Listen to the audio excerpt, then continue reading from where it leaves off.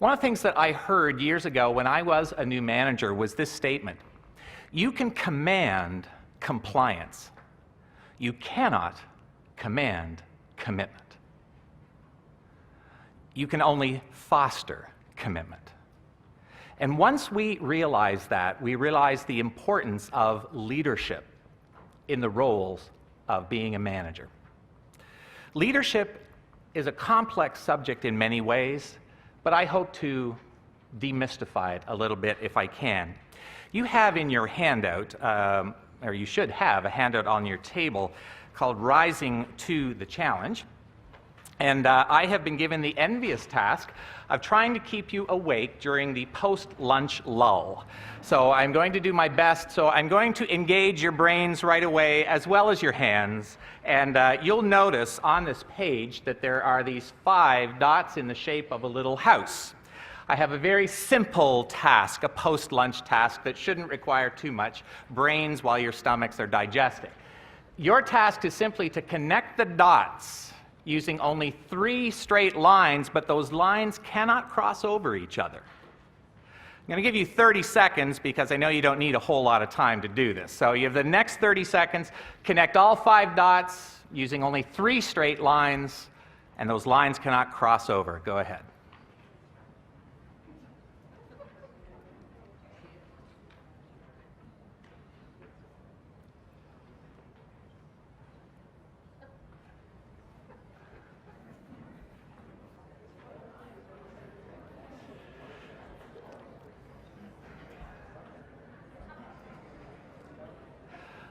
All right, that's 30 seconds. Now I'm seeing a lot of perplexed looks on people's faces.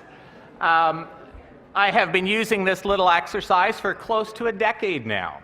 And I have found over the time that in that 30 seconds, perhaps 5% of the audience usually has figured it out. So how many of you think you have solved this problem? Yes, there's probably maybe 10% maximum. Now, frequently when I go around and I look at those who've solved the problem, I'll say, that's 5 lines. Somehow, you know, they forget 2 of the lines somehow. But that means 85, 90, 95% of you didn't get it. So perhaps the fault is not with you.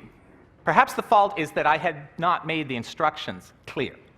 So let me try to restate the instructions so that you can get it this time. What I want you to do is to connect all 5 dots with only 3 straight lines, and those lines cannot cross over each other. I'm sure that added a lot more clarity. You have another 15 seconds to continue to try to solve this little conundrum.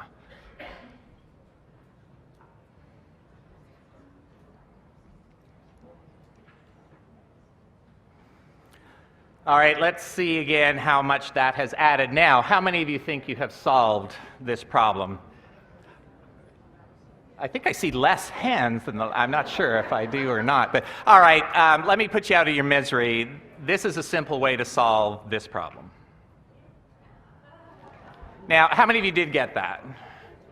All right, you can leave. You don't need the next hour and a half. Now, those of you who didn't get it, this isn't because you're stupid. Well, it could be, but I doubt that that's the issue. The real issue is something else. Why didn't you see this very simple solution? Why didn't you see that?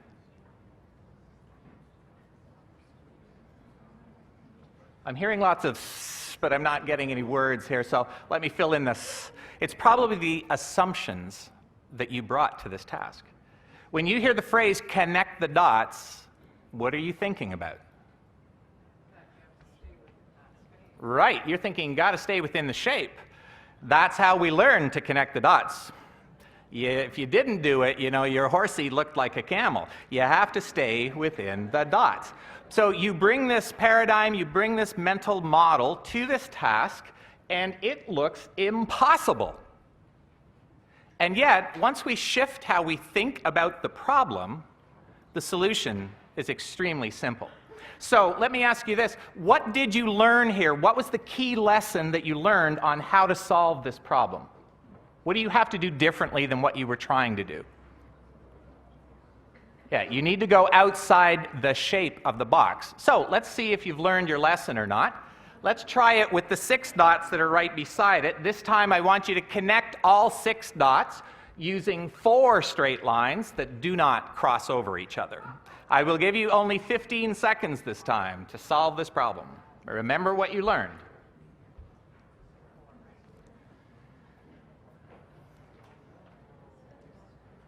All right. How many of you think you have solved this problem?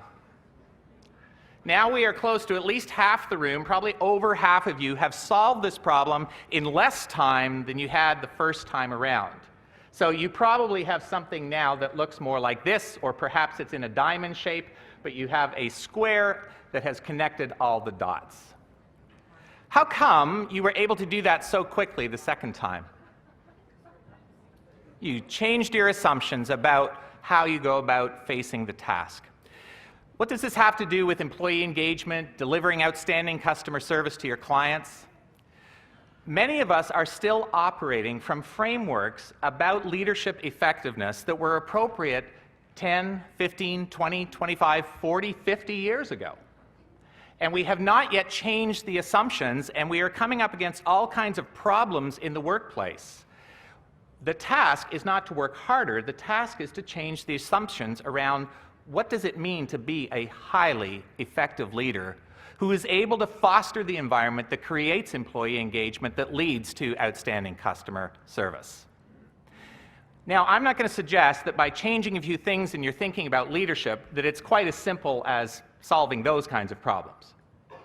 But unless we make some fundamental shifts in how we understand what it means to be an effective leader and how I become one, we are likely to continue to be frustrated, and our people are not likely to be as engaged as they might be, and the customer service will not be at the level of excellence that we desire.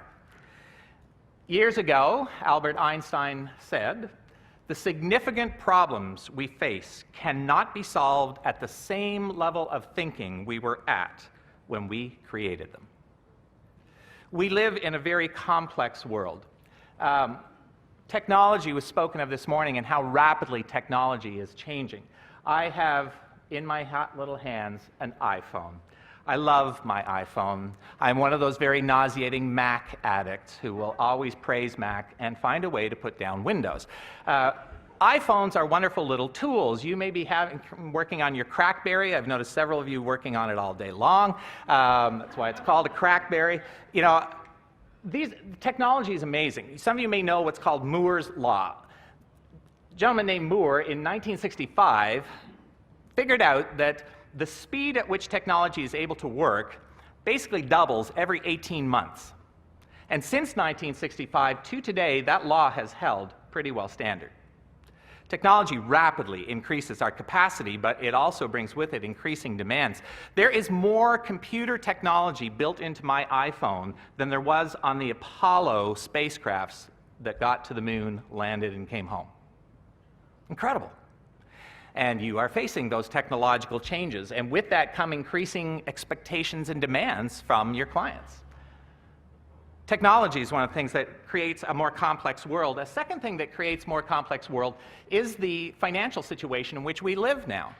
Again, you've heard this morning emphasized. You are having to do more with less. We live in an era of restricted budgets for government organizations, and you are having to stretch your capacity without being able to hire any more staff. We also, of course, have the demands, and you heard of that this morning as well, the demands of your citizens, your constituents, your clients, who have ever-increasing demands on what those tax dollars are going to provide. We live in a world of speed, a speed culture where people expect instant responses.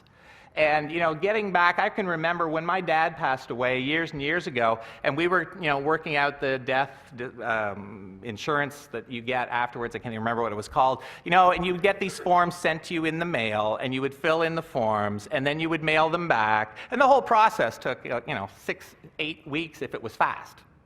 Now, they email you the forms, you quickly fill them in, and you send them back, and within a week or so, you have that insurance money. But I expect that now. And I expect you to deliver services fast.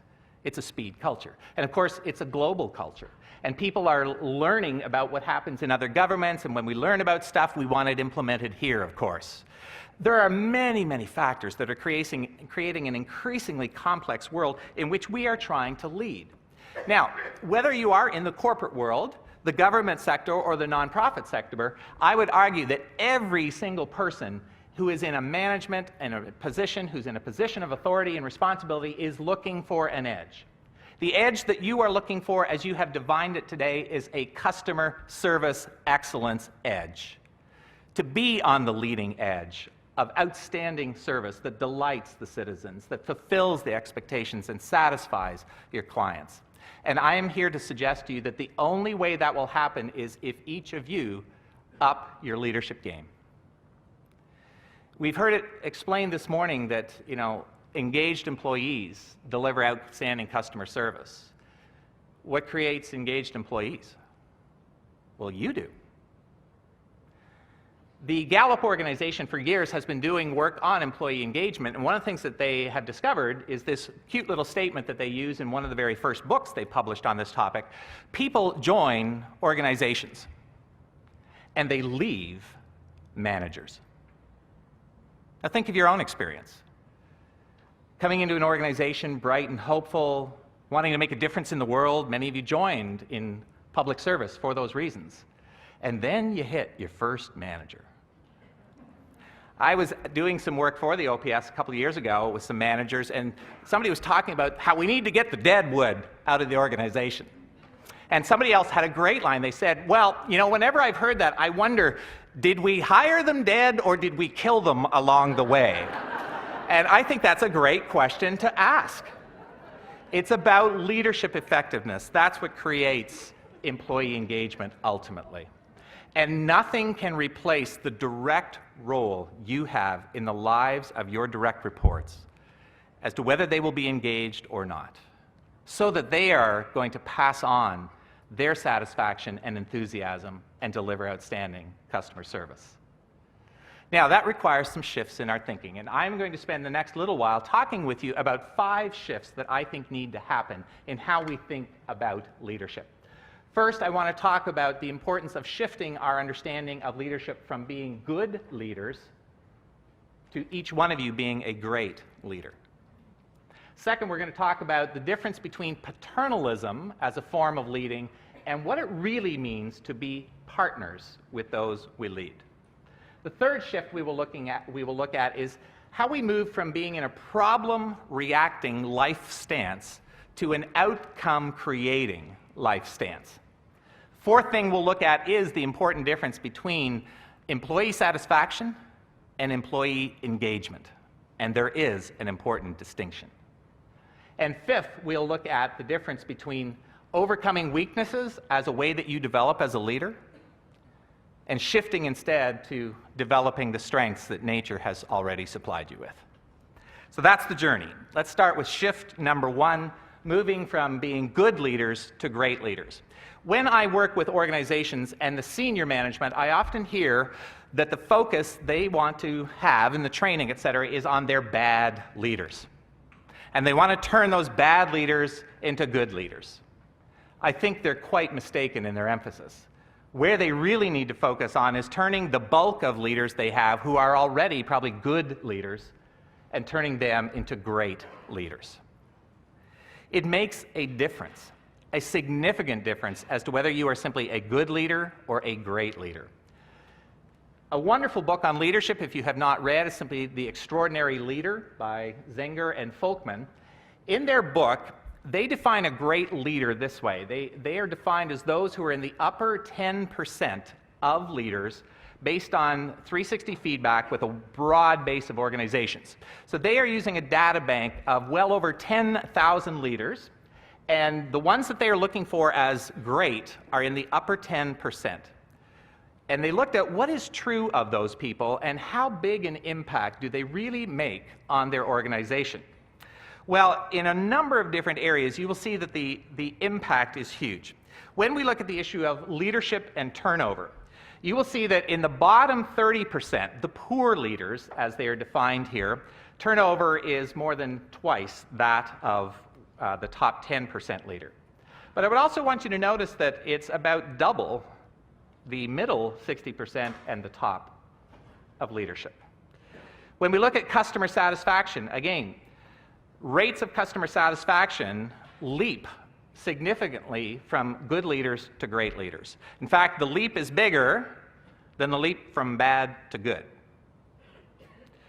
When we look at employee commitment, this wonderful thing we've called employee engagement, again, when we look at by every 10 percentiles, we see that the gap is consistently, or the growth of engagement runs with the development of whether moving from being a bad leader to a good leader. But once again, you will see that the difference between being a bad leader and a good leader is less than the difference between a good leader and a great leader. Net income. Now, this is not necessarily something that preoccupies you in your government role, but nonetheless, bad leaders lose money for their companies. Good leaders make money, but great leaders make substantially much more money for their companies. In other words, it doesn't really matter what metric you are using, the story is the same. The level of difference between good leaders and great leaders is significant. The way I state it here is the level of difference in business impact, whatever we're looking at, employee retention, customer service, profits, engagement levels, is greater between great leaders and good leaders and bad leaders and good leaders. Now, I hope none of you are bad leaders. And I'm not suggesting that it's okay for the Administrative Community and Social Services to settle for bad leaders. I would want you to become at least good leaders. But I don't want you to stop there either. And those of you who already consider yourself to be a pretty good leader, your challenge is to become a great leader because that significant difference is available to you. I'll be talking in some of the other shifts as we look through this how we have discovered in a lot of excellent research that has happened in the last 15 years that it really is true that anybody, if they apply themselves, can become a great leader. Now, I know many of you don't believe what I just said, but it is true. But it takes a different shift in how you think about how you become a great leader and what that really means. If you're thinking of becoming the next Obama, chances are you don't have what it takes to be, an excellent orator, great politician, calm and cool under debates. But that model of what it means to be a great leader is not really what it means in the day-to-day trenches to be a great leader. And we'll be coming and talking about that in a little bit. I am a big believer in what is called evidence-based medicine. This is a movement that's been around for about 20 years with this radical idea of we should check to see if what we're doing with patients actually works. And is it really efficacious, and what's most efficacious? I'm also a big believer in what I call evidence-based management development. There's a lot of books you can buy on leadership development, but a lot of it just comes out of the theories and the ideas of their author, not actual evidence. And I want to share with you this afternoon a lot of things that are based solidly in evidence that these things really make a difference. So if you we need to make in our thinking. Second shift, how many of you are old enough to remember this TV show? Okay, you shouldn't actually be putting your hands up. That was a, embarrassing question. Father Knows Best. Well, there's still a lot of leaders out there who really do have the idea that they know best. They know all the answers. They know what's the best career path for their employees. They know what's best in how to motivate their staff, rather than forming true partnerships with the people they lead. And that fundamental shift that I want to talk about, moving from paternalism to partnership in our thinking about what does it mean to be a highly effective leader. Well, let me give you some contrasts between the two, paternalism and partnership, and I'd like you to be thinking about which side of the spectrum do you tend to fall on. Paternalism is about getting people to submit to your authority. Now, usually not in a heavy-handed way, but it is that you expect people to do what they're told. It's about power over others. Now, often that is used in the service of the organizational objectives, but nonetheless, in paternalism, Employees essentially are seen as either tools or children. And it's about exercising power over them to make sure they do what they're supposed to do. Because, of course, if you leave them alone, they won't. It's about rewards and threats. Extrinsic rewards, bigger bonuses, time off, or you better not do that, or it's about managing people. You know, people don't like to be managed. We need to learn that we manage things and processes, we lead people. And it's about being other-aware, thinking that the problem is out there. And I am distressed when I work in the corporate world to see how common this model of leadership is still in existence. Now, I know in the Ontario government this does not exist anywhere. But just on the off chance that, you know, some of this is ringing true with you, you may want to take a look at, does that really get you the results that you want? Do you want to be led like this? You know, the heyday of paternalistic leadership was really back in the early 1920s. Henry Ford and others. The town of Hershey in the United States was created as a town for the employees of the Hershey Chocolate Organization. Education was provided, housing was provided, and it may seem wonderful, but you also sold your soul to the company store. And paternalistic leadership may be well-intended, but ultimately it is disempowering and it is discouraging to those we lead. So we need to think about, how do I form partnerships with the people that I lead?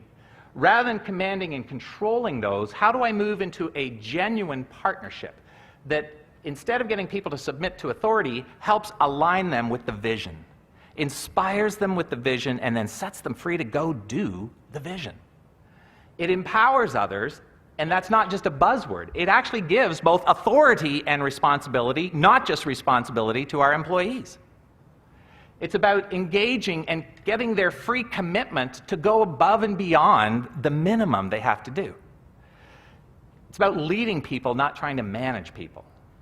And it's about being self-aware, becoming aware of the impact of your leadership style and your own psyche and your own approach to dealing with problems and how that is impacting other people, rather than seeing that they're the problem, turning first the spotlight inwards and seeing, what am I doing that's causing that result? And it's about inspiring and engaging people rather than trying to command and control them. One of my favorite stories of somebody who made the leap from paternalistic to partnership comes from an area where you probably would not expect it. It actually comes from the U.S. Navy. The USS Benfold is an amazing warship. Now, I'm not a big fan of war, but this is a technological wonder. It cost $1 billion when it was built 15 years ago. It has about 8,300 tons of steel in it. The technology is amazing on this thing. It has radar capabilities that can spot an object that is the size of a bird 100 kilometers away. Precision warfare, weapons, things like that. Now, in 1996, this ship had the worst retention rate of any ship in the U.S. Army. Typical retention in the U.S. Army is about 54%. This ship had a 15% re-enlistment rate. It had one of the worst combat readiness scores in all the ships in the Navy. They had 310 crew who were deeply demoralized, and who, when the current commander left the ship to exchange and bring in a new commander, everybody cheered. Not in congratulations and thanks, but glad to see that commander go. In 18 months, the USS Benfold went from that situation to returning $600,000 of its $2.4 million budget back to the government. We don't need it. They won the Spokane Trophy for the best combat readiness in the Pacific Fleet. And they had a 100% re-enlistment rate, with people on a waiting list to be transferred to the ship. What happened? What happened was Mike Abrashoff's leadership. Mike Abrashoff is the author of a wonderful book on leadership called It's Your Ship. The title suggests Abrashoff's perspective that he learned. The title is what he would continually say to his crew. It's your ship, not it's my ship. He was learning a partnership perspective. Now, he himself says this. Here are his words. Retention sometimes requires redemption. First, I had to redeem myself, become an entirely different kind of leader. Only then was I ready to redeem my sailors one at a time. My first step was rejecting the 225-year-old Navy way of running things, command and control. And Abrashoff went through a deep internal shift in his understanding of what it means to be an effective commander and began a number of new practices on board that ship. He created a simple vision that he was able to inspire the crew with, and that vision is up in the upper left-hand corner, to be the best damn ship in the Navy. Simple, but appealed to people's intrinsic motivation, not external rewards. They were going to work together as a team. He enrolled his people, bringing out the best of them by getting their ideas and implementing them and giving credit where credit was due. As he says, no commanding officer has a monopoly on a ship's skills or brain power. And he would continue to reinforce with his men and women on board, this is your ship. He took time at the beginning of his command to bring every one of the 310 crew into his office to have a personal conversation with them about why they joined the Navy, what their career aspirations were, and how he could best help them achieve those. Many of those individuals had never been in the commander's office before. In one case, he was asking them as well, so do you have any ideas on how we could improve the ship? And one crewman said, well, if you're serious about this, we waste an awful lot of time repainting the ships because the bolts that we use are steel bolts and they rust and then it stains the side of the ship. So, if we just got stainless steel bolts, we wouldn't have to do that. That little change created a massive cost saving. And it went on to become the standard practice on every boat in the U.S. Navy. Because Abrashoff really listened. He understood that his people knew more about the important day-to-day operations of the ship than he did, and had wonderful ideas if he would only take the time to listen, implement them, and give credit where credit is due. He set up formal mentoring and coaching programs so that everybody could step into the role above them and take over that role if they needed to. He made sure that he worked through issues of racial tensions on board, which were rife on board the ship prior, and made sure that people were able to genuinely respect each other. And they had, on a survey that was done, they had only a 3% reporting rate on either racial or sexual discrimination on board that ship during his entire 18 months, well below the 30% average in the Navy. Abrashoff was able to create this massive change in the ship's readiness and the engagement of his employees, not because he needed a different staff. He had deadwood. It's because he did the internal work of shifting from paternalism to partnership. That's the second shift. There's a third shift we need to make, and that is moving from problem reacting to outcome creating. Now, these are two general life stances that we have. And in fact, we all are a mix of the two in different parts of our life, but usually we have a center of gravity in one or the other. What do I mean by these two different stances? Well, you have some descriptions of that in your notes as well, some of the differences between these two different life stances. Essentially, the problem reacting stance is about reacting to problems. Profound, I know. But it's really about you getting back to a stable place emotionally where, let's just get back to normal. I don't want to deal with problems. And our efforts go towards maintaining the status quo at an emotionally calm place in our experience of life. The other stance is what we call outcome creating, and the focus there is not on me feeling okay, it's on creating what I want, even if that causes some discontent inside sometimes and some fear and anxiety. Now, we can boil that down and pull that apart in quite a bit, as you'll see on the handout.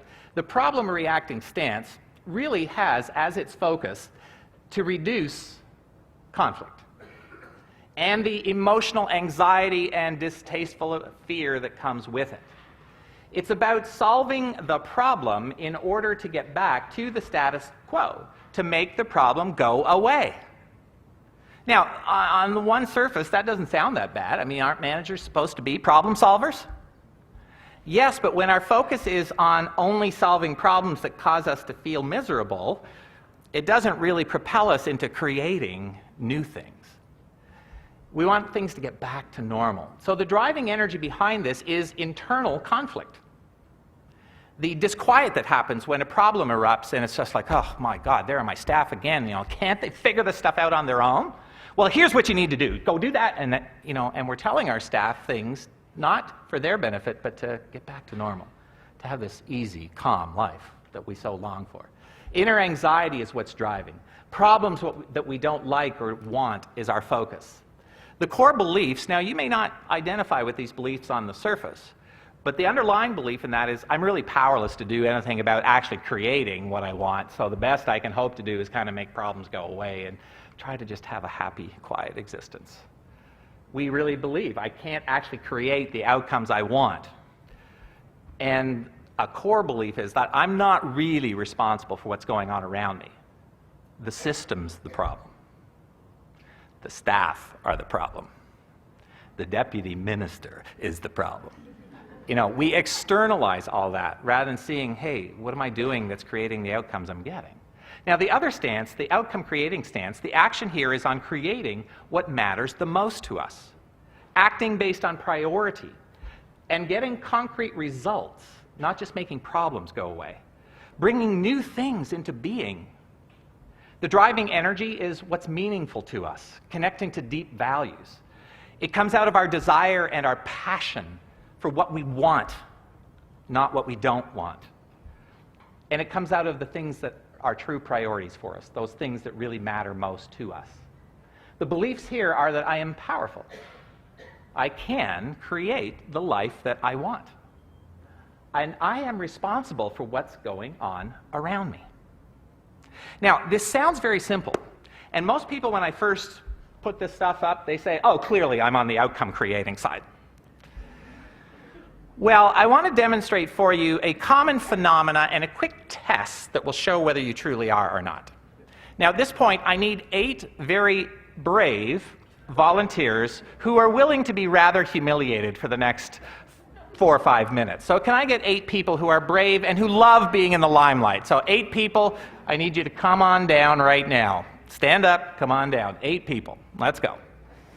It's not going to be that humiliating. I was overstating the case. 8 people. Let's go.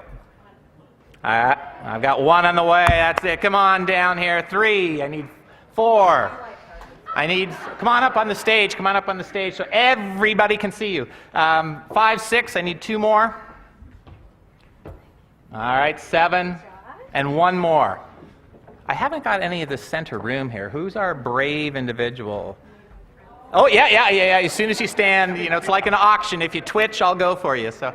Would you mind ditching the chairs there? That would be great. Thank you. And now, these are going to be the participants. I'm also going to need 2 referees. Now, I'm looking for a natural micromanager. Anybody want to? Okay, so not a micromanager. I'm looking for somebody who is highly observant. Can I get 2 people who will referee the process here? Come on down. All right, we have been volunteered, or voluntold, as they say. And 1 other, a referee.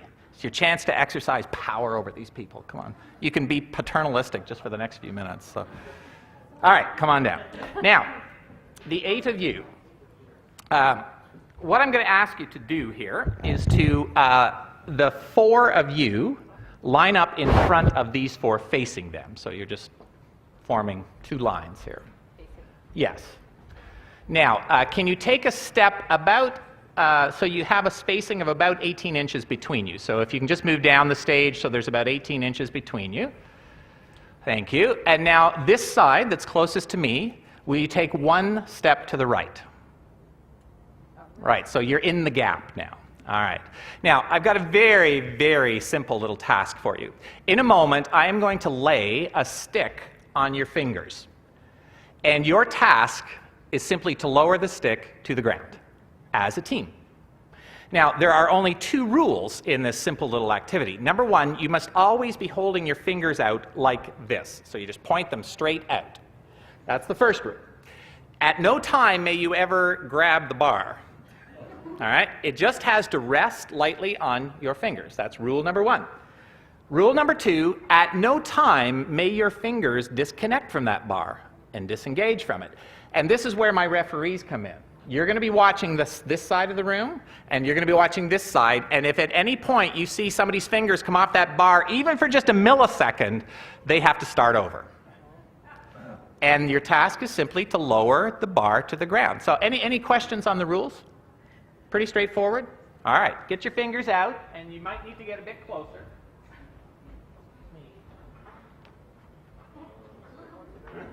I hurt anybody here. All right, it's just going to rest lightly on your fingers, and your task is going to be, all right, your task is just to lower it to the ground now. Go ahead. Okay, let's start talking. Yep. Somebody counts us down. Count is the better way. Okay. Okay. Already going up. Okay, we're going up. Relax. Down. How fast? That's it. Way to go. Or we could sing it down. Okay, keep going. Keep counting down. All right, we start again. Can't we just let Josh lower it and we just all follow his lead? We just stay on the thing. Josh, that's good.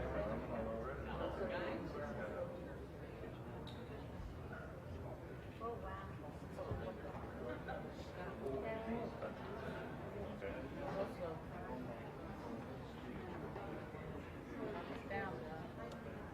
Usually at this point, I need to break in and remind you of a fundamental thing, that down is this way. So just...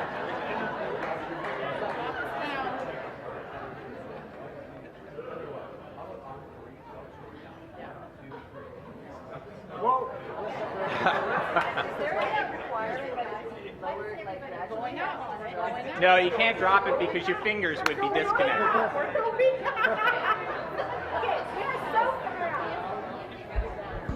Okay, clearly I asked the losers in the room to If we take, somebody takes it in their mouth, pushes it down, and we all push up again. you have 30 seconds more to figure this out. Let's put it under our chin. Let's put it under our chin. Down, and the rest push up against it. Somebody take it in the mouth. Under your chin. Okay, it's getting so I'm pushing up. Okay, let's put them out of their pain and give them a round of applause. So, thank you all. Thank you very much. Thank you.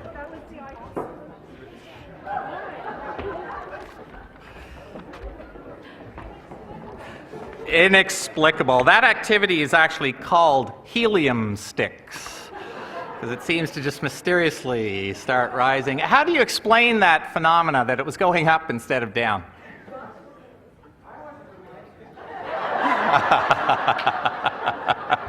Yes, I'm not sure that's the answer, but ultimately, everybody is exerting this little bit of pressure.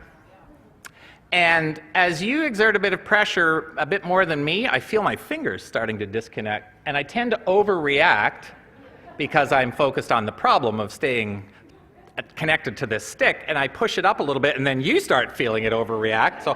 And mysteriously together, we create this floating stick that just keeps getting higher and higher.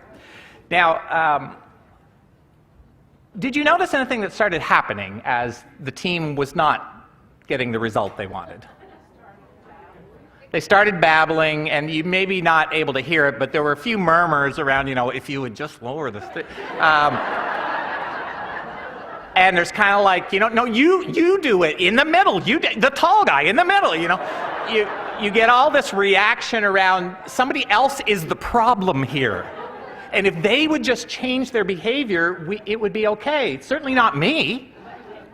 Now, there are a lot of polite people on the stage, so many of them were not verbalizing their blame.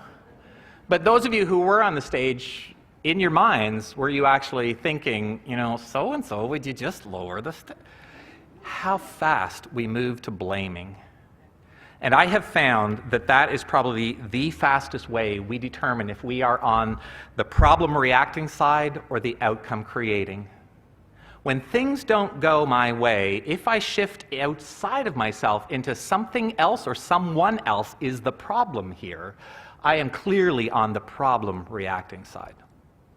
So now I want you to think about, where's your center of gravity, really? Our society, I think, trains us in being problem-reacting, externalizing blame, rather than seeing that if that stick's going up, it's because I am playing a role in it going up, and the only way is if I start thinking about how do I change what I'm doing so that we can work together to lower this stick. By the way, you can do it, but it usually takes about 10 minutes to figure out, and that was way too long to leave them in pain in front of a group this big. So where is your focus? Is it on the problem-reacting side, or is it on the outcome-creating side? Problem-reacting leaders never become great leaders. To create outcomes takes a lot of internal security. And you have to act out of passion and belief in what's important, and often in the face of very difficult circumstances. Outcome creating is not simple. The biggest shift of my life has been moving out of being someone who had a victim mentality into believing that I can actually create the life I want. I don't have to be at the whims and the mercies of other people, but rather I can step in and create the life. But it hasn't been simple. But you can do it. Jim Collins is an author who wrote the book Good to Great and talks about companies who've made the leap from being good companies, doing okay in the stock market, into being phenomenal performers who for at least 15 years tripled the typical profit of companies in their industry. And in his understanding and the research that they did, they found that every single company that made that leap had certain kinds of leaders at the top in that company. And he refers to them in his book as level 5 leaders. And what they found was there were 2 core characteristics of every level 5 leader. The characteristics were not that they were flashy, that they were charismatic, that they were bigger than life. They weren't Donald Trumps, in other words. In fact, those companies have leaders you've never heard of. They weren't the Jack Welches and the Lee Iacocca's. They were people you would not recognize their name at all. Why? Well, because the first characteristic that is true of a level 5 leader is humility. It's not about me, it's about you. It's about me helping you succeed. It's about me helping the organization succeed. And that was the other characteristic, an absolute commitment to do whatever it takes to create the results that they wanted. Now, if you can combine those 2 things, a genuine humility that focuses on others and an absolute commitment to do whatever it takes to bring into being what you need, you will be a great leader.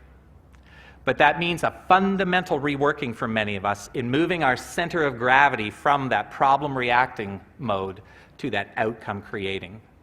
And that's not easy work. That's why the toughest work I do in leadership development is not teaching people new skills. It's shifting people's center of gravity. And that's much tougher work. It requires a lot of effort and a lot of practice. And I'm still amazed how, under times of stress, how fast I can slip back to problem reacting rather than staying on the outcome creating focus. And I encourage you to make that leap, because if you don't, when you lead out of a problem reacting style, one of 3 kinds of leadership styles emerges. We either end up trying to control people so that everything's okay and there are no problems and everything gets back to normal, or we protect ourselves by distancing from people, either by criticizing them all the time or just removing ourselves from real relationship with our people, or we end up complying to get along so that people like us and we don't rock the boat. All 3 of those are inimical to outcome creating. but they naturally emerge out of problem solving. Now, one tool that I will recommend for you, if you are serious about doing some of this inner work on shifting from problem focused to outcome creating, the best tool that I know of is a tool called the Leadership Circle Profile. You will find this if you want to go to theleadershipcircle.com. It is a wonderful place to find out about this tool. It's a 360 feedback tool that will give you the opportunity to do some inner work, to get feedback from the people that you actually lead to see, are you operating out of those three styles? Or, in fact, are you operating out of an outcome-creating stance? Or what is the combination, which is most likely the case? Let me come back to that. I'm going to talk about that tool a little bit later again. The fourth shift that we need to be able to make if we are going to be moving to great leaders is the ability to move from employee satisfaction to true employee engagement. Now, you heard a lot about that this morning already, but one of the things that I noticed wasn't done this morning was nobody defined what is employee engagement. So let me give you a very simple definition. Employee engagement is a reflection of an employee's willingness to expend discretionary effort and time to go above the minimum compliance for their role. And it is that key phrase, discretionary time and effort. We have engaged employees when they are willing to do beyond what they just have to comply and not get in trouble. That's what we're looking for. And usually when we talk about employee engagement, we usually talk about three categories: the highly engaged, the moderately engaged, and the actively disengaged. Well, in fact, employee engagement really is a spectrum. It goes all the way from sheer enthusiasm to satisfaction to neutrality, negativity, and anger. Too long, our focus has been on satisfied employees. I don't want employees who are just satisfied. I want staff who are enthusiastic about their role, who are willing to do what it takes and spend the time and energy to delight the client, to deliver outstanding service. Now, is that realistic? Can you have a workforce comprised of 100% actively, enthusiastically engaged employees? Well, no, you can't. But you can have a substantial portion. In fact, a survey that was done by a couple of psychologists in the States looked at this, and here's what they concluded. About 5% of people are invariably unhappy. No matter what you do, they will find a way to complain about it. They just constantly bring gloom and doom wherever they go. These are the people that it's worth to go through the painful process of getting them out of your organization. And I am quite serious about that. These are the people that somehow were hired as deadwood, and somehow they made it through the interview process. Then you have the 7 to 10% on the other end who are the invariably happy people. These are the ones who annoy and drive most of us crazy because they're always bright and cheerful. You say, oh man, another day of rain? Yeah, but if you carry sunshine in your heart, every day's glorious. They drive us batty. But they are enthused about their work, and ultimately that's a great thing. It's this massive quantity in the middle is where we want to play. The influencibly happy. And there are things that we can do that create the climate that is likely to produce higher and higher levels of employee engagement. Now, you heard this morning that employee engagement matters very much. I'm going to reinforce that just by giving you a few statistics about the power of employee engagement. When we look at high-performance behavior, and we look at the three categories, the disengaged in the gold, the moderately engaged in the red, and then the highly engaged in the blue, if you're able to read these statements, we have here, I can positively impact quality. And you see the differences in whether they believe they can do that or not. I can positively impact cost. I can positively impact customer service. Three key things that I heard this morning are all very important in the work that you're doing. And there are radical differences. These are people who are working in the same environment, the same jobs, same organizations, but their level of engagement has a huge impact on their beliefs about that stuff. When it comes to retention, we can see again, whether people are thinking of leaving, whether they're open to it, but they're not thinking about it, whether they're, no way, nobody could lure me from this company, or whether they're actually planning to leave. All of those things matter greatly in terms of how engaged they are. And that's a huge statistic. The highly engaged, 59% of them intend to stay with the company. That drops down to only 20% when we go over to those who are, 7% when we look at those who are disengaged. And many of them are making active plans to leave. The cost of retention is huge, as you know, both in terms of money and in terms of time to get people up to speed, et cetera. Employee engagement matters greatly. When it comes to levels of creativity, something that we need if we are going to do more with less, the environment in which you are operating. Again, engaged employees, 59% of them think my current job brings out my most creative ideas. Well, isn't that interesting that in that very same kind of job, only 3% of the actively disengaged would say that? When it comes to business profits, again, matters perhaps more in the corporate world, but there's a direct correlation between how much money a division makes and the percentage of people in that division who are highly engaged or not. Customer focus, something that matters greatly to you and is the focus of our conference today. The percentage of employees who strongly agreed, at work we give our customers new ideas.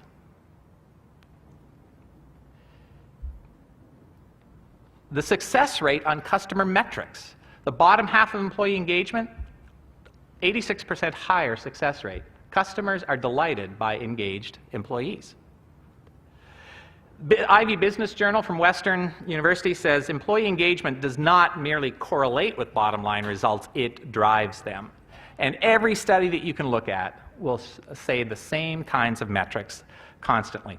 Now, how do we create employee engagement? You saw this morning when the Peel region folks were talking, they had some of the drivers of engagement that they identified. I want to take a slightly different lens and look at that very briefly. If you are serious about creating employee engagement, there are 3 conditions that you must meet. Now, 2 out of the 3 you have much more direct control over. The third one, not quite as much. This book, The Enthusiastic Employee, identified what we can call the employee engagement zone. 3 overarching criteria that must be true if we are going to have employees who are highly engaged. Number 1 thing, fair treatment. Notice it is the base of the triangle. If employees do not feel that they are treated fairly and with respect, nothing else that you do will matter. Now, unfortunately, this is the one that we often have the least impact on, because the conditions of employment are often set elsewhere. Most of you are not involved directly in the bargaining process with the union. So we have to depend on others to create and establish fair conditions, and I'm delighted from some of the things I heard this morning that it sounds like, in general, that's pretty well satisfied. The other 2 are where you have real potential to have a direct impact on the people that you are working with. The second one is achievement. People need to feel that what they do matters, that they are able to create results that are linked directly to organizational performance, that they are working for an employer who is doing something worthwhile. Now, you are perfectly positioned for this. How can the work that you do be more worthwhile? Look at the videos we've seen today. I was so moved by so many of those videos. This is what really matters in life. And many of your staff, I hope, joined because they wanted to make a difference. And it's our job to help connect what they do day to day with the difference that it's making, and to make sure that line of sight is clear for them. The third criteria is a sense of camaraderie. People want to work in an environment in general where they feel like they're part of a team that's doing something significant together, that we're identifying with each other. The Gallup people had an interesting, they have a Q12 measurement system that looks at 12 statements that drive employee engagement. One of them that's very interesting on the list is, I have a best friend at work. People want to connect. That's why we talk about work being a family, because we want to have meaningful relationships with the people we work with. Now, we can do a lot to foster teamwork, to create environments where people are really working through conflict, getting to know each other, trusting each other, and working in that kind of high relationship environment. I would highly commend, if you are serious about employee engagement, get a hold of that book, The Enthusiastic Employee. In all of the research I have read on this topic, I have not found anything better, and a lot of very practical, concrete ideas on what you can do to foster high degrees of employee engagement. The Enthusiastic Employee. So fair treatment is the place we start with employees. As I said, often you can't do much about that. What you can do is begin to create conditions that are much more conducive for achievement by clarifying their line of sight, what they do every day and why it matters and how it produces results. And you can do a lot to create environments of teamwork, camaraderie, and a place where people know that they belong to a group and that they're doing something worthwhile together. The last shift I want to talk about is moving from an emphasis on overcoming weaknesses to magnifying strengths. Talked about the importance of thinking of yourselves as on the journey to becoming great leaders, not just good leaders. The biggest thing that you can do is to shift the internal stuff first. That's why I've talked first about moving from paternalism to partnership in your thinking about what does it mean to how do I relate to my people. Of moving out of the problem-reacting center of gravity to an outcome-creating center. And then of beginning to take seriously what does employee engagement really mean and how do I relate and deal with people in a way that fosters it. When we come to more of the nuts and bolts stuff, so what are you going to do differently in becoming a great leader? It's the fifth shift where you can make the most immediate changes. Internal changes are hard, and they take time, and they take a lot of reinforcement to shift patterns of thinking and habits of thought that we've developed over a lifetime. But this last one is stuff you can begin to do right away. And it's the simple shift from giving up trying to overcome your weaknesses, and instead focus on developing the strengths that you already possess. Now, the biggest challenge I find when I work with companies in this is that often when I say this, everybody goes, oh, that sounds so good. To be able to not have to focus on, becoming somebody I'm not, that sounds so wonderful. I just get to be me. But then they work in a culture where they are given annual performance reviews that focus on, so what have you been doing to overcome your weaknesses? So I know this can actually create some frustration for people, but you know what? There's good news. If you focus on on developing your strengths, the people who evaluate you aren't going to think those weaknesses matter anymore. Now, if you don't believe that statement, stay with me for a few minutes. The research on strengths-based leadership is quite fascinating. One of the things that's become clear is this first statement: great leaders are not defined by the absence of weaknesses, but by the presence of clear strengths. How many of you know what a Lewinsky is? I hope this does not happen in your offices and in your workplaces, that you've been Lewinsky'd by your boss. Monica became a celebrity quite unwillingly because of what her boss and she were involved in, although he did not have sexual relations with that woman. So whatever you want to call what they were doing, I don't really care. But my point is this: I was fascinated when that was going on, that when I worked in the States, really, in spite of all the coverage that was getting on CNN and MSNBC, most of the people I dealt with, it was kind of like, oh, could we just get on with it and let him do his job, what he does in his private life, that's his life. Why did that happen? Well, if you weren't a Republican, that is, if you were either a Democrat or an independent, Bill Clinton was recognized as having really clearly defined strengths. Now, clearly, he also has some major character issues, maybe, but he has some clearly defined strengths. He's a master negotiator, he is a connector, he's a relationship builder, and and all kinds of stuff that people recognize. And I found people so willing to forgive this indiscretion because they were convinced, because of his strengths, he was doing a great job in leading the country.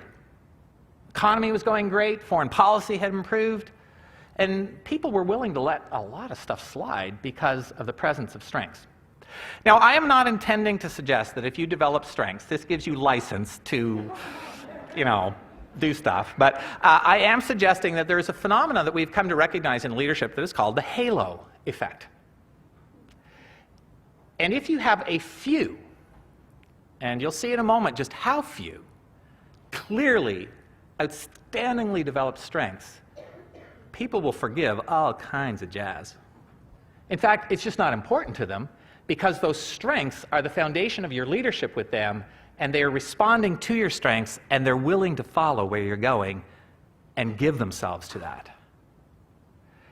And that's one of the freeing things that you can realize. You know, when I left the nonprofit sector back in 1994 now, I guess it was, and wanted to start my own business, I was taking some certification programs that I could use in addition to my graduate degree to do some stuff on leadership and things like that. And so while I was doing those certification programs, I needed income, so I took a part-time job with FedEx. Now, FedEx is a wonderful company. In fact, they're now one of my main clients. And how the tables have turned. But at the time, I was a courier with FedEx, and they were a great company. You know, I was working part-time, and from day one, not even after 3 months probation, but from day one, I had full benefit coverage. There were all kinds of training programs available, and if you wanted to go on the leadership track, man, you could take advantage of it. And you know, they really worked hard at creating a camaraderie in the workplace. It was a great organization. Fred Smith, when he started it, had a philosophy that said, people, service, profits. You know, in other words, what we now say, employee engagement, outstanding customer service, business results. And this was back, you know, in mid-60s. Well, the company was great, but the job sucked big time. Because this is a job that requires that you live and breathe organizational ability, logistical capabilities. Now, as you know, Kate and her team have had a huge, huge impact on putting this conference together. And Kate has had the opportunity of learning about my lack of organizational capabilities over the last little while. So I am really hoping there's a halo effect going on in delivering this speech right now. You know, I am just not organized, and I forget stuff, and I have to-do lists everywhere, and then I forget the to-do lists and all that kind of stuff. This job killed me. I lasted for 4 weeks. The last 2 weeks, I was having like severe stomach pain going into work and stuff. I've never had any accidents. I had 2 accidents with my truck within the 4 weeks because I was always running behind and wasn't taking enough time to look where I was going. And one of them was the vice president of Eddie Bauer. And I smashed his car. You know, I was a disaster. That job threw me into trying to overcome weaknesses. For now over 50 years, I have tried to become more organized. And I have got functional. I mean, I did show up here today, after all. But it'll never be my strength. And if I'm going to be evaluated in leadership development with a frame that says great leaders use their time highly effective, they know how to use their time planner, everything's in place, you know, and they have a filing system that allows them to retrieve stuff, just like, I'm in trouble. Throw me into overcoming my weaknesses, you cannot do anything that will more demoralize me like that. Give me the opportunity to develop my strengths, and you put me into a zone where I naturally am motivated. Part of why I love what I do is 80% of the time in my business, I get to do what I love because I'm using my talents. Now, there are certain strengths that you will need to focus on developing, and I want to take you through a little bit of that. But how many strengths you need to develop to be able to get this halo effect is surprisingly small. In fact, the research suggests that there is a direct correlation between how many of those strengths that you have and how great a leader you are perceived to be, and therefore how much influence you have on people. And it's very, very surprising. You only need to have 5. Now, how many of you have 5 natural strengths?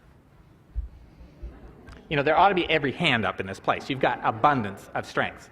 You only need to highly develop 5 of them. Now, at the same time, there are certain ones that matter more than the other, as we'll see. But it is interesting, in the research that Zenger and Folkman did in their book, Extraordinary Leaders, in their 360 feedback process that they were doing with thousands and thousands and thousands of employees, they found that if you didn't have any clear strengths at all, there was still a 1 in 3 chance that the people who you are leading will say, yeah, you're a great leader. So, odds are against you here. Now watch this, developing 1 clear strength. Now you have a 2/3 chance that you're going to be seen as a great leader. Developing 2, 3, 4, 5. You know, if you can just get to 3, you are into that magic zone that Zenger and Folkman define as great leaders. How many of you at least have 3 strengths going for you. You know, everybody does. This is why this is such a powerful thing. Now, at the same time, to balance that out a little bit, those strengths do need to be distributed between 5 basic leadership competencies that are demonstrated in the literature to have an incredible impact on leadership effectiveness. Those 5 are, and you have this again in your handout, relating. Relating includes things like having a caring connection with your people and being able to foster teamwork, or being able to build collaborative relationships, or mentor and coach your people, or just kind of having people smarts. The great news is I just listed 5 things. You don't have to have all 5, you just have to have one of those. You know, I am very good at having caring connection, but actually I'm a pretty crappy mentor and coach. That's why I do public stuff. I don't do a lot of one-on-one stuff. But I don't have to. When I did this, because of the caring connection, when I did my 360 feedback on this stuff, you know, all my scores were high in that dimension, even though I know, in honesty, there's 2 or 3 of those I actually suck at. It's called halo effect. People just assume, oh, he's such a wonderful relational guy because of one strength. A second one, self-awareness, a high degree of awareness of my motivations, my needs, my tendencies, my biases, my talents, all of those things.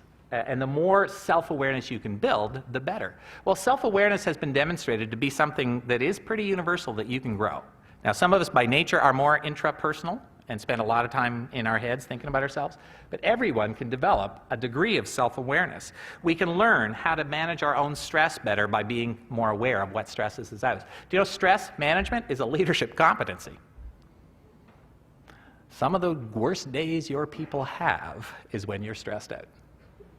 But if you manage that stress well, people recognize, wow, this person's cool under hot water. Lifelong learning. The ability to roll with change, your adaptability, all of these are part of self-awareness. A third area is authenticity, which basically boils down to 2 things, integrity and courageous authenticity, which is being willing to speak the truth even when it's not popular. Fourth one, systems awareness, the ability to see the bigger impact of decisions that you are making, to see that if I change this, that's going to set off that, and that's going to change that. Ooh, I don't want that. The ability to see whether a change is in fact sustainable. The ability to relate what we do to the larger community of those we serve. All of that is part of systems thinking. And then finally, achieving. Being decisive, being strategic in your focus, being purposeful and visionary, and being able to communicate that vision. And again, this is great because by nature, I tend to be a more relational person. And when I first did this in the Leadership Circle profile, I saw, you know, the stuff that was under the achieving thing, and I thought, oh my gosh, I am going to get hammered on this when people give me their feedback. In fact, my achieving scores were very high because I am very purposeful and visionary. Now, I am not very strategic, but you give me the strategy, and if I believe in it, I will be your best salesperson. And I will motivate people through vision. And people thought, oh yeah, he's a high achiever. Fooled them. It's called the halo effect. Now, if we go back to that graph around, 1, 2, 3, 4, 5, you only need 3 strengths, highly developed, to be in the elite group of leaders. And they need to be distributed around that, so you don't even need all 5 of those to be a highly